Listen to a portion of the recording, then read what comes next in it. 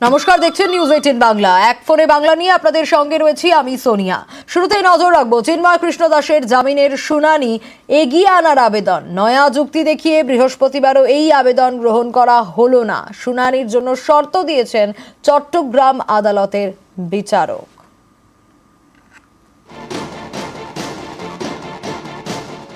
যাদের হাত ধরে স্বাধীনতার সূর্য উঠেছিল পদ্মা পারে, তাদের উদ্দেশ্যেই এখন হুমকি। আমি বলে দিচ্ছি ভারতকে যে ট্রেনিং আমরা নিয়েছি, যে যুদ্ধ আমরা করেছি, আমরা শুধু 2 লক্ষ সৈনিক না, আমাদের সাথে 18 কোটি জনগণ আছে। আমাদের ট্রেনিং, আমাদের দক্ষতা ভারতের চেয়ে অনেক বেশি। আমরা যদি একবার সাহস করে আমার দেশকে যুদ্ধ করবে।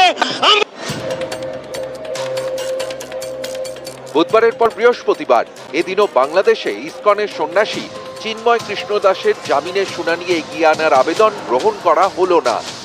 আদালতের দরজায় ঘুরলেন ঢাকা থেকে চট্টগ্রামে যাওয়া বাংলাদেশ সুপ্রিম কোর্টের আইনজীবী রবীন্দ্র ঘোষ।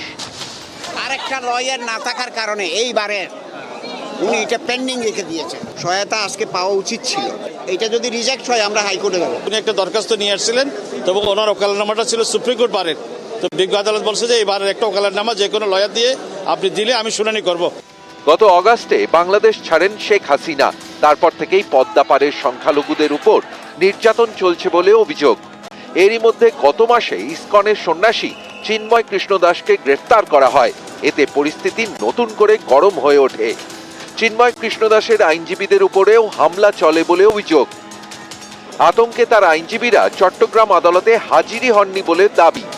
1 মাস পিছিয়ে যায় চিন্ময় কৃষ্ণ দাসের জামিনের শুনানি। ঠিক হয় 2রা জানুয়ারি শুনানি হবে। শুনানির এই দিন এগোনোর জন্য বুধবার চট্টগ্রাম আদালতে আবেদন করেন তার আইনজীবী রবীন্দ্র ঘোষ। অভিযোগ এরপরই চট্টগ্রাম আদালতেই উত্তেজনা ছড়ায়।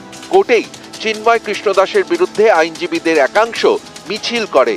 চিন্ময় কৃষ্ণ দাসের আইনজীবীর উপর হামলাও হয় বলে অভিযোগ। চিন্ময় প্রভুর মামলা সহ আরো কিছু আইনজীবীর বিরুদ্ধে যে কতগুলো মামলা নেওয়া হয়েছিল তাদের আইনগত সহযোগিতা করার জন্য আমি জজ সাহেবের কাছে যখন 3টে অ্যাপ্লিকেশন মুভ করতেছিলাম, আমার পিছন দিক দিয়ে 2 একজনের ধাক্কা দিয়েছি। আমি শুনেছি, আমার কথাগুলো আসতেছে যে চিন্ময় প্রভু হলো ইসকন করো, ইসকনের দালাল যারা তাদেরকে খতম করো, তাদেরকে এ করো, বিভিন্ন রকমের স্লোগান দিয়ে তারা দেখাচ্ছিল। আমি আক্রমণের শিকার হয়েছি ভিতরে। যখন আমি ছিলেন আমাকে একটা ঘুষি মেরেছে, এটা তো আক্রমণ। আচ্ছা, শুধু শারীরিকভাবে আক্রমণ নয়, শুধু আমাকে মৌখিকভাবেও আক্রমণ করেছিল। আমি আশা করতে পারি নাই আইনজীবীরা কি করে সন্ত্রাসী করতে পারে। জজ সাহেবকে পর্যন্ত আজকে থ্রেট করছে, যার ফলে জজ সাহেব চেয়ার থেকে উঠে চলে গেছে। বুধবার চেয়ার ছেড়ে উঠে যান চট্টগ্রাম আদালতের বিচারক।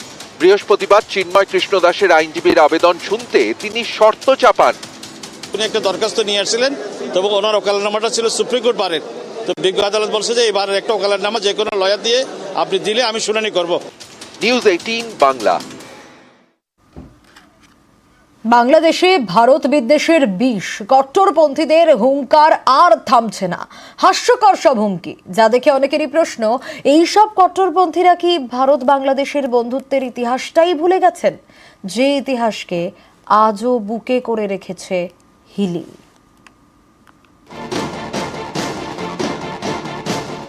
যাদের হাত ধরে স্বাধীনতার সূর্য উঠেছিল পদ্মা পারে, তাদের উদ্দেশ্যেই এখন হুমকি। আমি বলে দিচ্ছি ভারতকে যে ট্রেনিং আমরা নিয়েছি, যে যুদ্ধ আমরা করেছি, আমরা শুধু 2 লক্ষ সৈনিক না, আমাদের সাথে 18 কোটি জনগণ আছে। আমাদের ট্রেনিং, আমাদের দক্ষতা ভারতের চেয়ে অনেক বেশি। আমরা যদি একবার সাহস করে আমার দেশকে যুদ্ধ করবে, আমরা বলে দিচ্ছি 4 দিনের মধ্যে আমরা কলকাতা হোল করে নেব। ত্রিপুরা আমাদের, আসাম আমাদের, মিজোরাম আমাদের, সমগ্র পূর্বাঞ্চল নিয়ে নতুন বাংলাদেশের সীমানা হবে। যে ভারতের হাত ধরে জন্ম হলো নতুন দেশ বাংলাদেশের, সেই ভারতের বিরুদ্ধেই এখন উগ্রানো হচ্ছে বিদ্বেষের বিষ। একটা একটা করে ইন্ডিয়ানকে ধরে লাথি মেরে ইন্ডিয়ার সীমান্তে ঢুকাই দিয়ে আসতে হবে। আমি একটা শেখ হাসিনাকে জিজ্ঞাসা করছি, আপনি কি এই বাংলাদেশের সন্তান এরকম সাংঘাতিক কাজ করলেন কিভাবে? আমরা কি পারবো ইন্ডিয়ার যে চিকেন নেক রয়েছে সেখানে গিয়ে একটা ইকোনমিক জোন বানাতে? নিরস্ত্র মানুষ এত সাহসী হতে পারে, এটি বাংলাদেশ ইতিহাস সৃষ্টি করেছে। সুতরাং এই ধরনের জাতির বিরুদ্ধে কোনো আগ্রাসন চালাতে হলে বারবার তাদেরকে চিন্তা করতে হবে, যত বড় শক্তি হোক। আরে ভারত তো কিছুই না, এর চাইতে আরো বড় শক্তিও যদি আসে বাংলাদেশকে কোনোদিন পদানত করতে পারবে না। অনেকেরই প্রশ্ন, ভারতের বিরুদ্ধে বাংলাদেশে এত বিদ্বেষ কেন? সে দেশের কট্টরপন্থীরা কি ইতিহাসটাই ভুলে গিয়েছেন? যে ইতিহাস গঙ্গা পদ্মার পাড়ে আজও গল্প বলে, যে ইতিহাসকে আজও বুকে করে রেখেছে হিলি।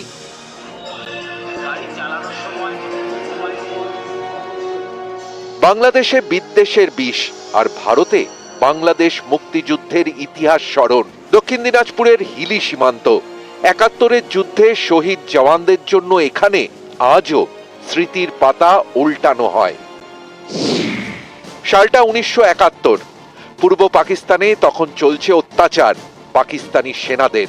মুক্তিযোদ্ধাদের হয়ে তখন ময়দানে নামে ভারতীয় সেনা।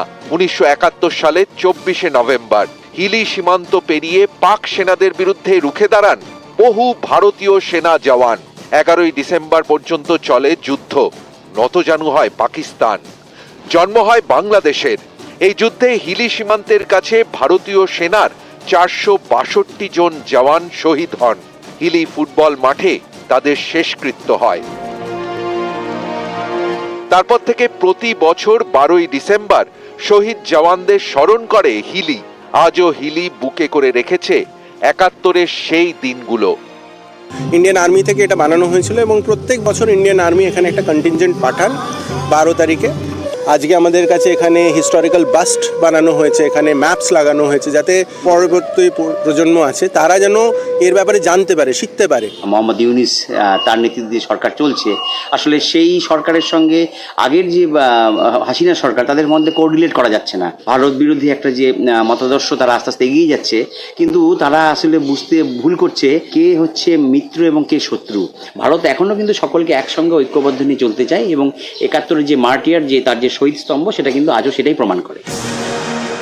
৭১-এর মুক্তিযুদ্ধ, অনেক ভারতীয় জওয়ানের রক্তে লেখা হয়েছিল বাংলাদেশের স্বাধীনতা যুদ্ধের ইতিহাস। সেসব কি এখন বাংলাদেশের অনেকে ভুলে গিয়েছেন? তাই কি সে দেশের কট্টরপন্থীদের গলায় এখন শুধুই হুঙ্কার? তাই কি পদ্মা পারে এখন এত ভারত বিদ্বেষ? নিউজ 18 বাংলা। বাংলাদেশ ইস্যুতে মুলতবি রাজ্যসভা। বাংলাদেশ নিয়ে সংসদে প্রধানমন্ত্রীর বিবৃতি দাবি। পড়শি দেশে সংখ্যালঘু পীড়ন নিয়ে প্রধানমন্ত্রীর বিবৃতির দাবি। রাজ্যসভায় প্রধানমন্ত্রীর বিবৃতির দাবি তৃণমূলের। প্রধানমন্ত্রীর বিবৃতি চেয়ে হইচই তৃণমূলের। গতকাল দিনের জন্য স্থগিত হয়ে যায় Rajya Sabha.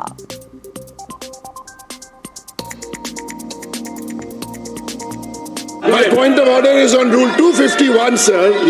I request you, through you, sir, the situation in Bangladesh, we want the Prime Minister to come and give a statement.